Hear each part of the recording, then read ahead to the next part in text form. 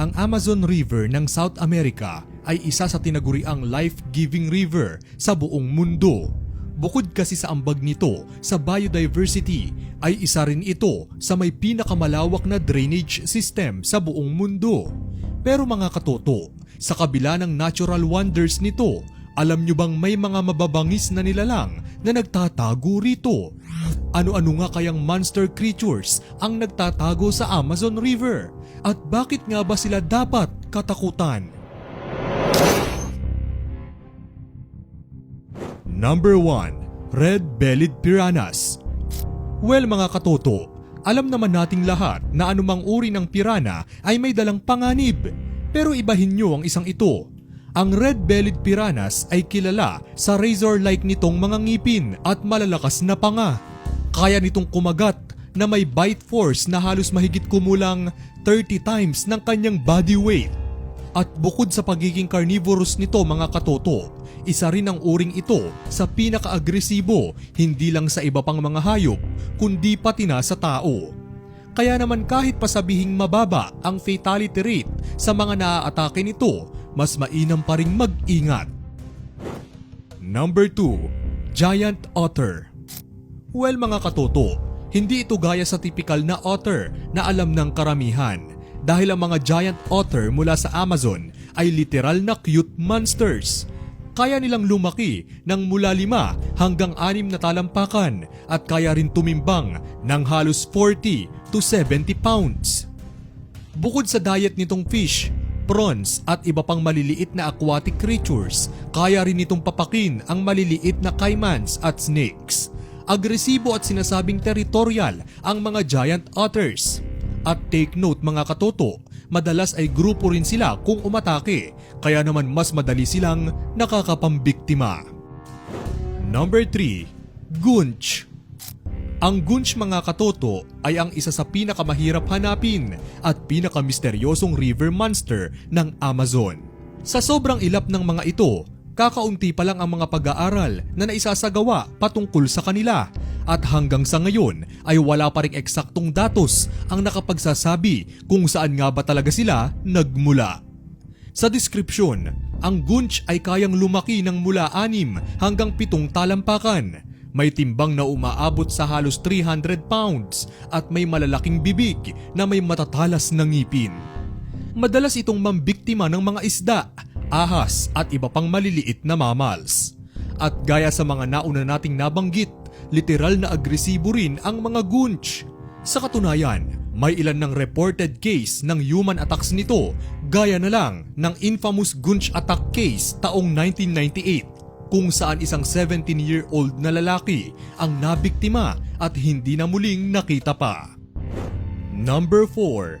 Piraiba. Ang piraiba ang isa sa pinakamalaking uri ng catfish na meron sa Amazon mga katoto. Kilala rin ito sa bansag na freshwater shark dahil sa resemblance nito sa mga pating. Isa ito sa pinaka-notorious predator sa Amazon River na may habang umaabot mula 8 hanggang 12 talampakan at bigat na aabot sa halos 150 to 200 kilograms. Sa laki niyan mga katoto ay talaga namang mapapatunayang mapanganib ito. At isa pa sa nakakatakot dyan ay wala umano itong pili sa pagkain. Mapaisda, ibon, iba pang aquatic animals at unggoy. Well mga katoto, hindi lang yan dahil ayon sa ilang accounts ay kaya rin itong mambiktima ng mga tao. Number 5. Red-tailed catfish. Well mga katoto, sa pangalan pa lang ay magkakaideya na kayo sa pisikal na itsura nito. May bigat ito na aabot sa halos 180 pounds at naglalaro naman sa laki na halos 5 hanggang 6 na talampakan. Nocturnals ang mga red-tailed catfish mga katoto. Ibig sabihin, mas buhay at mas nambibiktima sila sa gabi kaysa araw. At take note mga katoto, hindi lang sila agresibo sa iba pang mga isda, kundi pati na sa mga tao. Number 6. Arapaima. Ang isang ito mga katoto ay itinuturing na streamlined fish. At alam nyo ba kung anong hanep skill nitong arapaima? Well, kaya lang naman itong mabuhay sa loob ng 24 oras nang walang tubig. Kaya nitong lumaki ng hanggang 10 talampakan at may timbang na halos 200 to 400 pounds. Ang eating technique nito mga katoto ay kakaiba rin dahil sa oras na ibuka nito ang kanyang bibig ay gumagawa ito ng vacuum effect na siyang humihigop sa anumang malapit na biktimang target nitong kainin. At sa pamamagitan naman ng kanilang mga ngipin at bony tongue ay kayang-kaya rin nilang durugin ang kanilang mga prey. Dahil dito ay itinuturing isa ang Arapaima sa mga deadliest animal sa Amazon River. Number 7. Paraya. Ang isa namang ito mga katoto ay kilala sa bansag na vampire fish. Mayroon itong dalawang mahaba at matutulis na pangil na gustong-gustong mangagat at kumain ng mga isda, crustaceans, shrimps at piranha. Solitary, aggressive at fast swimmer ang isdang ito mga katoto. Kaya naman mas madali sa kanila ang humanap at mambiktima ng makakain. Number 8.